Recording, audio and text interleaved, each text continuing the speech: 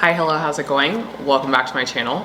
If you guys are new here, my name is Nkenna. I am responsible for everything that goes on here. As you guys can tell from the title of today's video, we are doing a first impression unboxing of a fragrance. This is from the brand Riddle. It's their roll-on fragrance oil in the scent Voyeur. It retails for $58, and for $58 you get 8 milliliters. You can also purchase a 20 ml roll-on for $104. And there's no price difference if you do a one-time purchase or you subscribe. Getting into the packaging, this is what the roll-on looks like. Very sleek, very minimal. At 8 mls, it ends up being 0.27 fluid ounces.